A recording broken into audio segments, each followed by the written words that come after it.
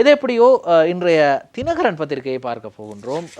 அதாவது மிக ஒரு கவலையான ஒரு விடயம். எங்களுக்கு மிக அருகில் இருந்தவர், எங்களுடைய கலையகமும் எங்களுடைய அலுவலகமும் அமைந்திருக்கக்கூடியிலே இந்த வீதியிலே இருந்து மக்களுடைய நலனுக்காகவும் பௌத்த சாசனத்தின் நலனுக்காகவும் பாடுபட்டவர் தான் கங்காராம பொடி ஆமதுரு என்று நாங்கள் மரியாதையோடு அழைப்பவர்.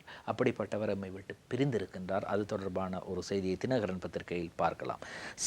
சமூக பணிகளில் ஈடுபட்ட மிக சிறந்த தேரரை இழந்துள்ளோம். கங்காராம பொடி ஆமதுருவுக்கு ஜனாதிபதி அனுதாபம். அமர்த்துவம் அடைந்த கங்காராம பொடி ஆமதுரு முன்னெடுத்த சேவைகளால் அவர் சமூக பணிகளில் ஈடுபட்ட மிகச்சிறந்த தேரராக போற்றப்படுவதாக ஜனாதிபதி ரணில் விக்ரமசிங்க அனுதாபம் தெரிவித்துள்ளார். அவரது பூத உடல் இன்றைய தினம் நல்லடக்கம் செய்யப்பட இருக்கின்றது. அதே கங்காராம விஹாரையில்.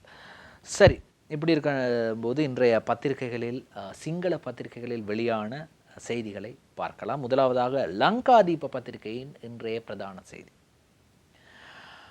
ஒப்பு பெதீம சிசு ரக்ஷணய மெத்திவர்ண கொமிசமேன் நவத்வை, அதாவது ஒப்பு காணி உரிமம் வழங்குதல், அதே போன்று மாணவர்களுக்கான காப்புறுதி தேர்தல் ஆணைக்குழுவால் இடைநிறுத்தப்பட்டிருக்கின்றது. அவ்வாறு தேர்தல் காலங்களில் நீங்கள் வழங்க முடியாது என்று அரசுக்கு அறிவுறுத்தப்பட்டிருக்கின்றது. அடுத்ததாக அத பத்திரிகையின் இன்றைய பிரதான தலைப்புச் செய்தியை பார்க்கலாம்.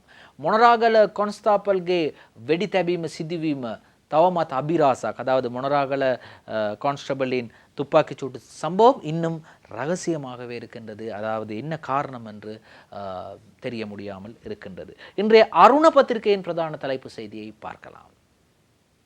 லாங்கிக்கியான் திஸ்பந்தாகே ரக்கியா அன்னத்துறை, அதாவது 35,000 இலங்கையர்களது தொழில் மிக கேள்விக்குறியான நிலையில் இருப்பதாக கூறப்படுகின்றது. ஜோர்தான், எகிப்து மற்றும் லெபனான் போன்ற நாடுகளில் இருக்கக்கூடிய இலங்கையர்களின் தொழிலுக்கு ஆபத்து ஏற்பட போவதாக தெரிவிக்கப்பட்டிருக்கின்றது. அடுத்ததாக இன்றைய திவைன பத்திரிகையின் பிரதான தலைப்புச் செய்தியை பார்க்கலாம். துந்தனாகே மரணை கான்ஸ்டாபல் மராகென கான்ஸ்டாபல் திவி நசாகனி, அதாவது 3 பேரை கொன்றுவிட்டு தானும் தற்கொலை செய்து கொண்டார் கான்ஸ்டபிள் ஒருவர் என்ற செய்தி வெளியாகி இருக்கின்றது. அதே போன்று இன்றைய மௌபிம பத்திரிகையின் பிரதான தலைப்புச் செய்தியை பார்க்கலாம்.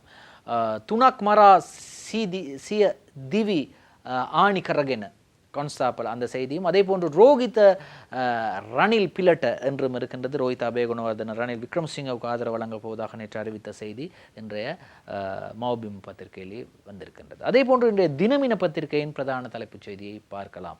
குவைட்டே நீதி விரோதி மாலிமா பிரசங்கயாக், அதாவது திசை காட்டி கட்சியினர் குவைட்டில் நடத்திய இசை நிகழ்ச்சியில் போலீசார் சட்டவிரோதமாக அது இடம்பெற்றதாக கூறி 24 பேரை கைது செய்து 26 பேரை கைது செய்து 24 பேர் அதில் விடுதலை செய்யப்பட்டிருக்கின்றார்கள். 2 தொடர்ந்தும் தடுத்து வைக்கப்பட்டிருக்கின்றார்கள்.